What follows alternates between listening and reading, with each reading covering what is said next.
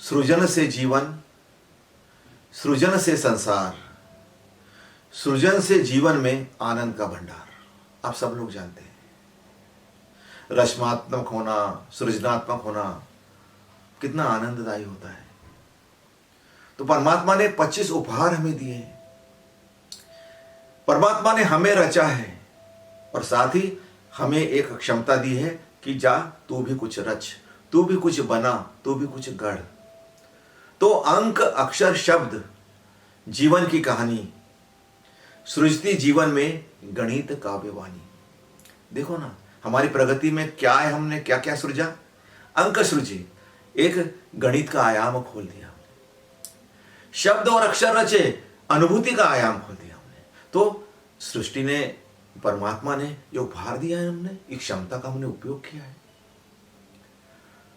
और जैसा कि हमने कहा, अगर आप उन उपहारों का उपयोग नहीं करते इस जीवन में, तो इसके लिए केवल आप जिम्मेदार हैं। आप अपने जीवन के निर्णायक हैं कि हमने इस जीवन में हमें जो उपहार मिले थे उसका उपयोग किया है या नहीं। क्योंकि हर पल परमात्मा आपके साथ है। तो जीवन की शुरुआत सृजन के साथ, साक्षी बनती तुझमें आती जाती श्वास। शरीर के लिए श्वास एक साक्षी के रूप में काम करती है। हम कहते हैं यह आदमी जिंदा है इस आधार पर कि इसकी श्वास चल रही है। ऐसे ही जो आदमी मानसिक रूप से हम कहते हैं स्वस्थ है, अच्छा है, किस आधार पर कहते हैं? अगर वो कुछ ही प्रकार के सृजन कर रहा हो, उसने अंक सीख लिए हो, उसने अक्षर सीख लिए हो, उसने शब्द सीख लिए हो, उसने कुछ गढ़ना सीख लिया हुआ, उसने कुछ बनाना सीख लिया हो, चाहे वो शिक्षित हो अशिक्षित, हम कहते हैं कि यह आदमी, इस आदमी की श्वास चल रही, मानसिक रूप से भी ये जिंदा है। फिर जीवन की शुरुआत सृजन के साथ, विवेक और चेतना बनते तेरे हाथ। विवेक और चेतना नाम के दो हाथ दिए हैं। जैसे शरीर के साथ दो हाथ दिए हैं तो हम कई चीजें बनाते हैं, बुद्धि के साथ दो ही चीज दी है, विवेक और चेतना। अविवेक से भी काम करते हो आप और पछताते हो और गलत सृजन करके अपने आप को बर्बाद करते हो। विवेक से भी काम करते हो।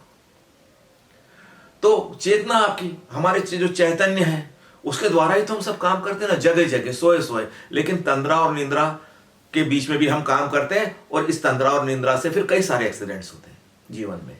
फिर वो शारीरिक हो, मानसिक हो, अन्य प्रकार के हो, लेकिन होते हैं।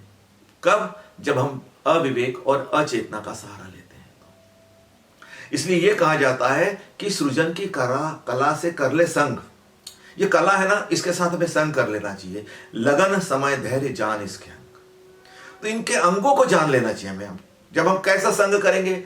जब हम अपने अंदर लगन पैदा करेंगे, जब हम अपने अंदर समय देंगे इसे कि हाँ इतना समय इसे लगता है और मैं दे रहा हूं, जब हम धैर्य के साथ फल की प्रतीक्षा करेंगे, होने की प्रतीक्षा करेंगे। हर चित्रकार, हर साइंटिस्ट, हर कवि जानता है कि चीजों की जब कोई सृजती चीज है, होती है, जब कोई चीज हम सृजन करते हैं तो लगन, समय, धैर्य इसके साथ होते हैं।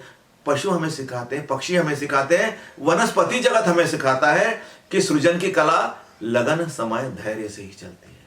तो ये गुण हमारे अंदर है। इसका मतलब सृजन हमारे अंदर है। इसका मतलब हम सृजन कर सकते हैं। तो जीवन का प्रभात आनंद का गीत, संकल्प से ही सृजन का संगीत। तो आपके जीवन में प्रभात तभी होता है जब आपके जीवन में आनंद के गीत उठते हैं। और आनंद के गीत कब उठेंगे आपके अंदर?